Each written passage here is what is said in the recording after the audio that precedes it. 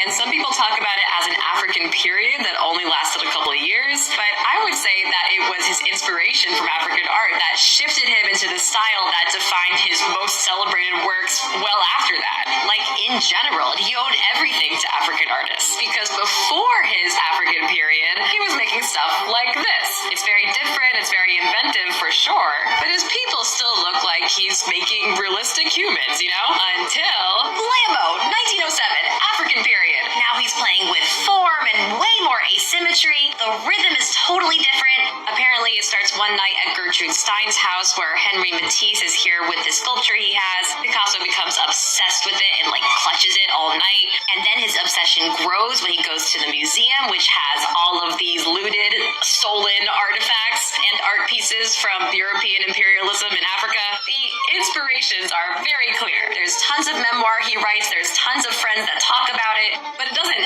end in 1909, because after that he enters his Cubist period with Georges Braque, and that's just also very clearly lifted from African art. I recommend this article, it's really, really good. She writes that Picasso's use of two-dimensionality, fierce geometry, and flat planes was only possible because African sculptors and carvers had been mastering the art of abstraction for centuries.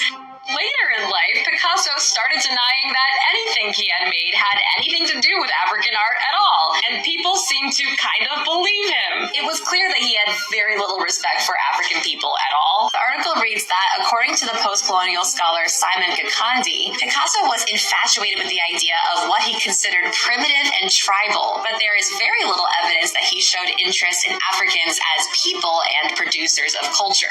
And he was a violent abuser, and that's a whole thing too. I just want to throw that in there. Modern artists were trying to figure out how to unlearn the realism that art school had taught them. So they looked to be inspired by people like children, mentally insane, non-white, people that didn't go to school, like people of lower classes, used their art to figure out how to do abstraction, and then took all the credit.